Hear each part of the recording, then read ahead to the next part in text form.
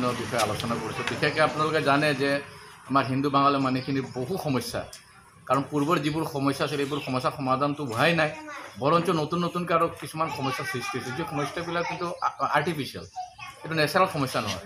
আজি ইচ্ছা কৰে যদি কোনোবা ৰাজনৈতিক দল চৰকাৰে মানে এনেকুৱা চুটকি মাৰি এই সমস্যাবোৰ সমাধান কৰি দিব পাৰে, কিন্তু সমস্যাবোৰ জীয়াই ৰখাৰ এটা প্ৰৱণতা আমি দেখিছোঁ। আৰু এই সমস্যাবোৰে কিন্তু এই আমাৰ জাতিটোক বহু পিছুৱাই দিছে আৰু জাতিটোক অহা দিনত জাতিটোক ধ্বংস কৰাৰ এটা পৰিকল্পনা চলি থকা যেন আমি অনুভৱ কৰিছোঁ। কাৰণ চাওক, আজি আমাৰ শিক্ষিত নিবনুৱা যুৱক যুৱতী যিবোৰ আছে, তেওঁলোকে আজি যে লক্ষ লক্ষ চাকৰি যে চৰকাৰে দিলে বুলি ক'লে, আমাৰ ল'ৰা ছোৱালীবিলাকে এপ্লাই কৰিব পৰা নাই, কাৰণ তেওঁলোকৰ আধাৰ কাৰ্ড নাই। এপ্লাই কৰিবলৈ আধাৰ কাৰ্ডৰ প্ৰয়োজনীয়তা আছে। আমাৰ বহু ছাত্ৰ ছাত্ৰী আজি বা মানে বেটাৰ এডুকেশ্যনৰ কাৰণে আনকি APC-টো তেওঁলোকে মানে নিজক তাক ফৰ্ম ফিল আপ কৰিব পৰা নাই বা হায়াৰ এডুকেশ্যনত যাব পৰা নাই, অকল মাত্ৰ আধাৰ কাৰ্ডৰ কাৰণে। তেনেকুৱা বহু সমস্যা আমাৰ সন্মুখত ইতিমধ্যে আহি গৈছে, যে যিবোৰ সমস্যা সমাধান কৰাটো যথেষ্ট প্ৰয়োজন।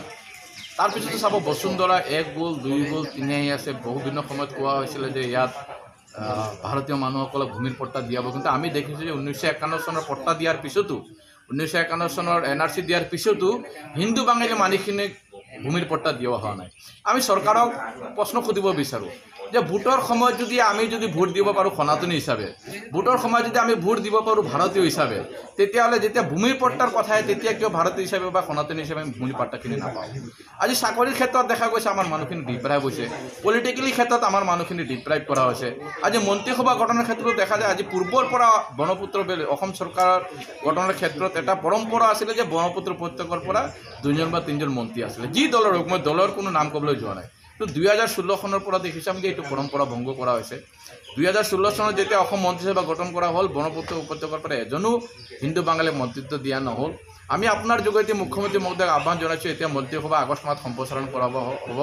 BJPৰ যি 3জন ইয়াত বিধায়ক আছে বা 4জন বিধায়ক আছে ব্ৰহ্মপুত্ৰ বেলিত, তেওঁলোকৰ মাজৰ পৰা যিকোনো এজন হিন্দু বাঙালীক মন্ত্ৰিত্ব দিব লাগে বুলি আমি আহ্বান জনাইছোঁ। কাৰণ এটা জাতি যদি আগুৱাই যাব লাগে, ৰাজনৈতিক ক্ষমতা, ৰাজনৈতিক শক্তি থকাটো যথেষ্ট প্ৰয়োজন। আমি আমাৰ দুখ সমস্যাবোৰ কাক গৈ ক'ম?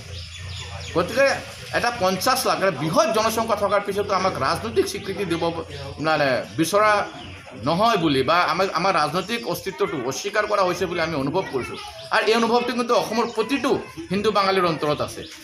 আমি সদায় আজিবাৰ যদি লোকসভা নিৰ্বাচনটো চাই, তেনেহ'লে চাব যে হিন্দু বাঙালী অঞ্চলত 95% হিন্দু বাঙালী কিন্তু BJPৰ পক্ষত ভোট দিছে। আমি যে সদায় কি বাঙালীসকলে দি যাব নেকি BJP?